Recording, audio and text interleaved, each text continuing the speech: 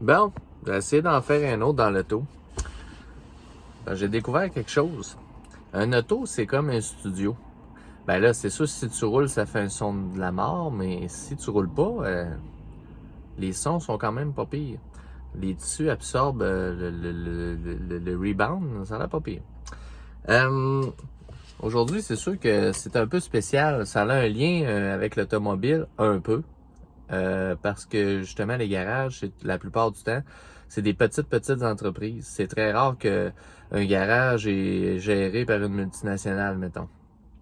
Donc, ça a un lien avec tout ce que je veux aborder aujourd'hui qui a rapport avec les employés.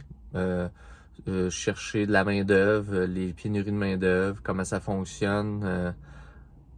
Je pourrais dire pour les petites entreprises. J'ai donc, ouais, c'est ça le sujet. C'est des exemples aussi que je veux donner, mais c'est pour dire que là-dessus, il y a des affaires qui m'inquiètent pour le futur. Puis, tu sais, de temps en temps, la pénurie de main-d'œuvre, on a l'impression qu'on voit ça tout noir ou tout blanc, du style ah, ben, c'est l'avantage des employés. Les employés font ce qu'ils veulent, puis ils choisissent ce qu'ils veulent. Fait que là, ça leur donne le gros bout du bâton. Puis là, ils sont capables de demander des salaires plus hauts, des choses comme ça. À première vue, ça marche. C'est logique parce que oui, l'offre et la demande, c'est ce que ça fait. Mais ça fait longtemps qu'en passant que c'est dans ce sens-là que ça va. Ça fait juste empirer. C'est pas cette semaine, c'est pas un an, ça fait vraiment longtemps. Des domaines comme le mien, ça fait des décennies. Donc ça empire vraiment. Il y a 10 ans, je pense que la moyenne des mécaniciens, il y a 15 ans, la moyenne des mécaniciens était de 55 ans pour l'âge. Et la moyenne des propriétaires, c'était 10 ans de plus. Puis ça a continué d'augmenter tout le temps. Au moment où on se parle, c'est impossible de trouver des gens qui sont des gens compétents dans notre domaine qui sont libres sur le marché. C'est juste impossible, inexistant.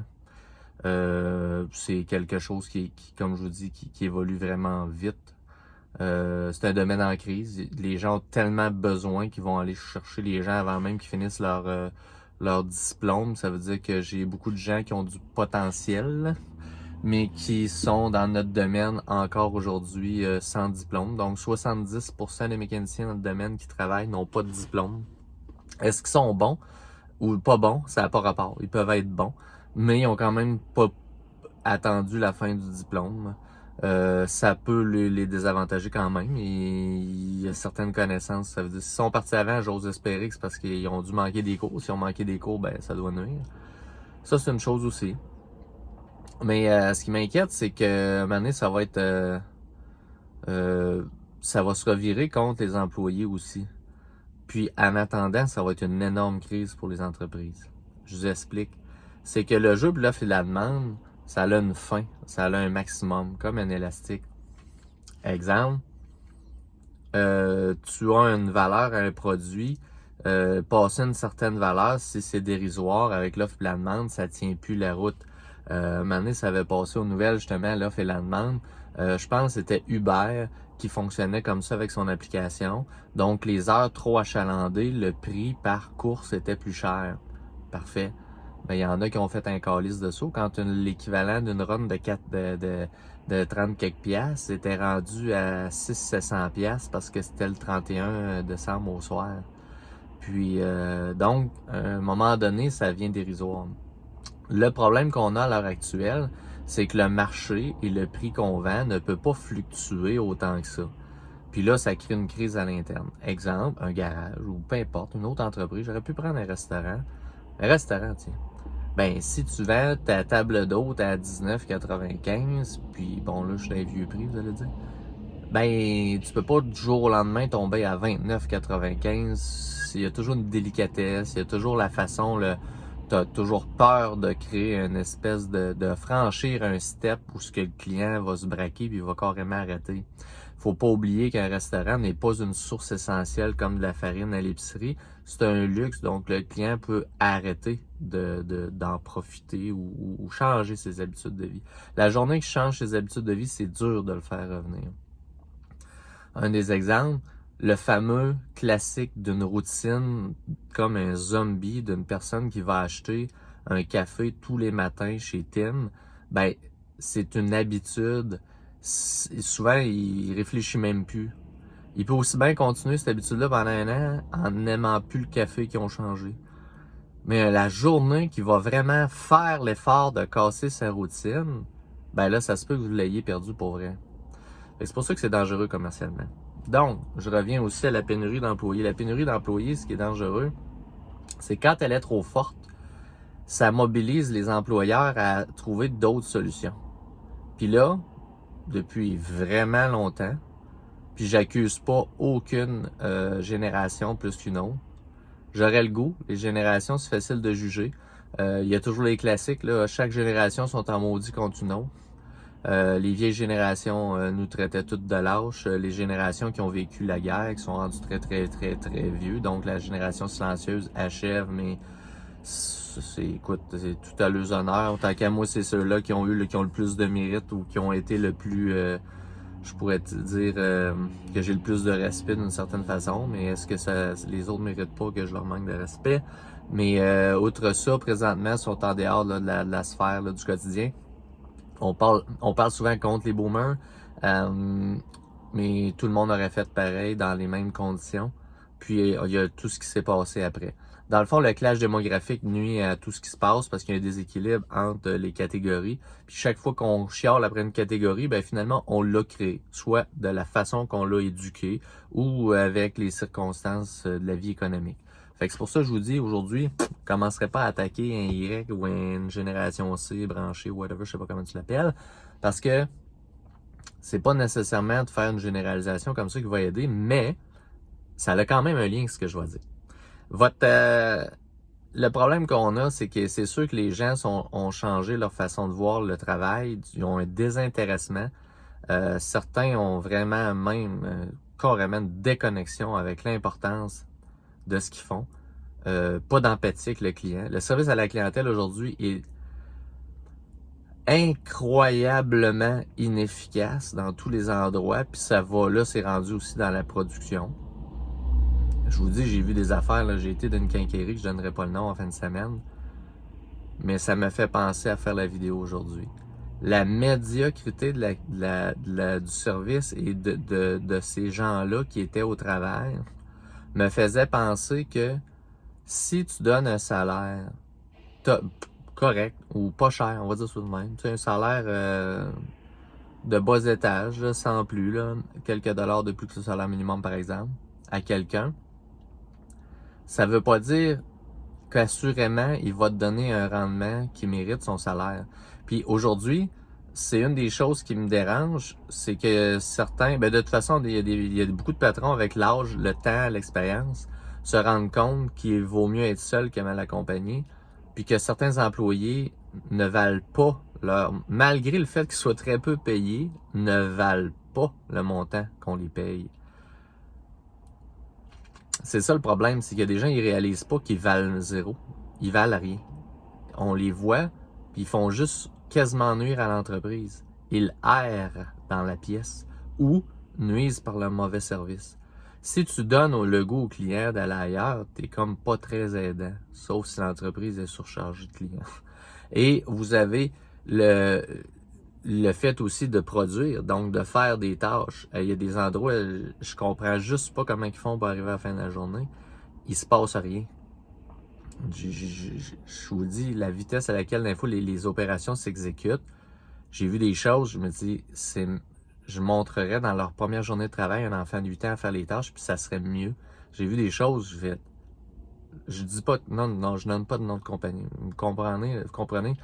Écoutons, j'essaie juste de vous expliquer que si vous vous mettez dans la peau de l'entreprise qui essaie d'arriver avec des revenus pour essayer de générer suffisamment d'argent pour payer toutes ses dépenses fixes, pour finir par générer assez d'argent pour engager des employés soi-disant avec des salaires honnêtes, parce que je l'entends souvent, une des raisons pour lesquelles je fais la vidéo sur Internet, si ça payait les employés à des prix raisonnables, là, tabarnak, on irait à cet emploi. Oui, non, je peux vous dire que non. Les bons employés, ils attendent pas une pièce de plus pour commencer à travailler. Les bons employés, ils travaillent bien parce que c'est dans leur valeur. Ils scraperont pas leur réputation.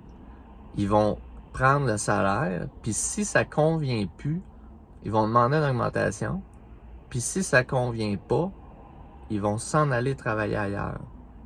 Un mauvais employé, la première chose, il fait tout pour pas travailler. Il se dépêche à garder la PCU le maximum de temps. Après ça, il s'invente quelque chose pour tomber sur le chômage. Après ça, c'est le premier à challenger un patron qui est dans la misère noire puis qui fait déjà 80 heures pour le menacer puis demander plus alors qu'il n'y a rien prouvé dans le domaine. C'est un peu à cette marge-là qui risque d'être dangereux. C'est à eux que je vais parler aujourd'hui. Parce que j'irai pas, j'achève la vidéo. C'est que les entreprises, il leur reste, ceux qui vont crever, vont crever. Il va se passer toutes sortes de choses dans les dernières années, ça va être dégueulasse. Ça va chuter, vous allez voir toutes sortes de... Il y a beaucoup de petites entreprises qui vont mourir, malheureusement, parce que les petites entreprises n'ont pas le fonds de subsistance, n'ont pas les nerfs des gros, n'ont pas le lobbying des gros pour aller licher pour des subventions puis des prêts perpétuels à la Bombardier. N'ont pas la façon de modifier malicieusement leurs sources de revenus comme la Ville de Québec, qui vont trafiquer les sources de revenus, vous augmenter les taxes ou non, surtout ceux des commerces. Puis là, hop, on stabilise le budget. T'avais pas pensé juste de maîtriser les dépenses? Oh, ça c'est pas grave, maîtriser les dépenses, on joue le budget. Anyway, je retourne aux employés. Le danger des prochaines années, je vais vous le dire. Les entreprises qui vont survivre vont travailler pour éviter de vous engager. Ils vont automatiser des choses que jamais vous auriez pensé automatiser. Ils vont oser faire des choses que juste les grands faisaient dans le temps. Un Walmart ou qui met des caisses automatiques, un métro qui met des caisses automatiques, vous allez voir ça même dans des petites entreprises. Des caisses pour, tu sais, au McDo, de choisir son menu sur une tablette géante. Vous allez voir ça dans des petites entreprises. Je vous donne un exemple, parce que j'ai comme... je vous ai dit que je parlais de l'automobile. À date, je l'ai échappé pendant 5 minutes. Mais un de mes exemples clous, parce que je pensais pas que ça arriverait, ben, crif, on est rendu là. Aujourd'hui, les entreprises, comme des garages, tu sais, des petits garages, là, comme moi, là, les petits garages. Vous auriez pensé que nous autres, on était à la merci, puis ouais, puis il faut courir du monde, payer du monde, puis là, comme je vous le dis, les salaires augmentent. Puis un tireman, la plupart, là, il reste plus rien, là. Tout ce qui reste sur un marché que tu vas engager, il est lent, il est mauvais, il n'a pas d'expérience, il déchire des pneus, il balance mal des pneus, puis il rentre pas le matin. Qu'est-ce que tu penses qui s'est passé? Ben, je vais vous le dire. Dans le temps, une machine à pneus, ça valait 5-6 000, puis tout le monde était content, puis les gars travaillaient sur une machine. Avec le prix du métal, elle a peut-être monté à 5 000. Fin de l'histoire.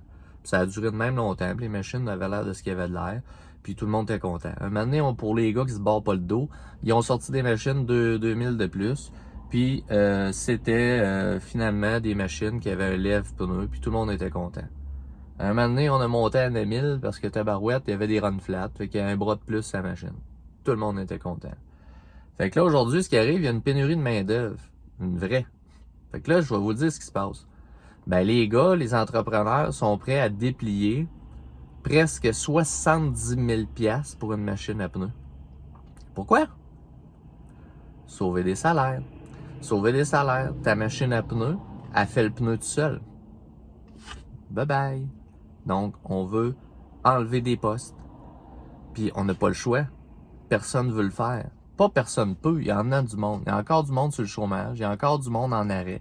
Il y a encore du monde qui font des études, mais payés grassement pour jouer aux jeux vidéo à la maison. Mais dans le fond, il y aurait du temps pour faire un job à temps partiel. Des jobs à temps partiel, il y a plus grand monde qui ont l'air d'être vaillants pour les faire. Les seuls qui sont vaillants pour faire les jobs à temps partiel, présentement, je vais vous le dire, c'est des personnes qui ont une retraite pas facile puis qui ont décidé de faire du temps plein pour combler le régime des rentes. Eux autres sont vaillants. Malheureusement, ils n'ont peut-être pas la santé pour faire des pneus. Eux autres sont vaillants. Puis tout ça pour vous dire que la journée que tous ces postes-là vont finir par être pourvus, vont être remplis, remplacés par des robots, vous allez trouver ça pas facile. Parce que c'est les employés de qualité qui sont rentables, puis qu'on veut mettre, puis employer, puis payer plus cher. Moi, un employé payer vraiment plus cher, ça fait plaisir quand il rapporte des revenus. Si tu rapportes des revenus, je suis content de te payer. Tu sais, C'est une règle mathématique de base. C'est win-win. Une vraie compagnie en bon état de santé budgétaire, une vraie bonne compagnie, c'est win-win. Je te fais des bonnes conditions à condition que tu me fais de la bonne production. Tu fais ta job d'employé au-delà de juste passer du temps dans le shop. Tu fais ce que tu as à faire. Je te paye en fonction de, donc avec respect. Tu me fais gagner de l'argent, je te fais gagner de l'argent. Tu fais que l'entreprise devienne pérenne puis elle continue de faire des profits parce que pas de profit, ça meurt une entreprise, by the way, c'est pas méchant. Dans le système capitaliste, le profit est essentiel. C'est pas j'en fais juste de temps en temps, là. C'est essentiel. Ça marche de même. C'est une entreprise morale. En bas de zéro, ça crève. Il y en a qui le comprennent pas. Fait que c'est ça. C'est de même, ça marche. Une bonne compagnie, c'est un équilibre. Mais ça se fait avec des bons employés. Les mauvais employés tuent la compagnie. C'est comme des cellules dans un corps humain. Si t'es un mauvais employé, t'es pas juste une cellule neutre, t'es une cellule cancéreuse. Si t'es un très très bon employé, ben t'es comme un super globule rouge en pleine santé dans une personne de 18 ans pimpante. C'est une question de logique, mais il va falloir le réaliser. Je vous dis, peu importe la génération dans laquelle vous êtes, réalisez et ferme mes yeux, on va dire comme une petite madame qui parle à ses enfants de 4 ans. Regarde dans ton cœur. Écoute, réfléchis. Demande-toi, est-ce que je vaux de quoi à la job? Je suis rentable pour mon patron? Même si je t'ai payé 5$ de l'heure, il serait-tu plus content ou il trouve déjà que je suis quasiment une nuisance? Parce qu'il y a des endroits que c'est quasiment ça, là. La personne sait que ça prend au moins une face au comptoir, mais il est découragé de celle qu'il y a présentement. C'est juste parce qu'il n'y a pas de CV qui rentre, qui te garde. Mais le premier CV du premier fucké, il te remplacerait. Il y a beaucoup d'endroits comme ça. Pose-toi la question, là. Si tu écoutes mon vidéo, jusqu'à la fin, pas sûr. Pas assez vaillant pour te rendre à 17 minutes 30, là. Mais admettons, moi je réfléchirais. Moi je regarderais voir. Parce que ceux qui continuent d'augmenter, continuent d'avoir des augmentations de salaire, qui se font proposer de l'actionnariat dans la compagnie, qui se font donner des nananes à côté, une semaine de plus, un auto fourni, ainsi, ça. Ceux qui se font proposer de monter de poste, c'est pas des salariés qui se calissent de la compagnie. C'est des salariés qui s'investissent. C'est des salariés que tu sais très bien que quand tu pars en vacances, ils gèrent la shop comme si tu étais là. Pas comme des souris qui dansent. Fait que je vais arrêter là-dessus, mais en même temps, ça me permettait de faire ça dans l'auto. Le son est bon. Le son est vraiment bon. Allez.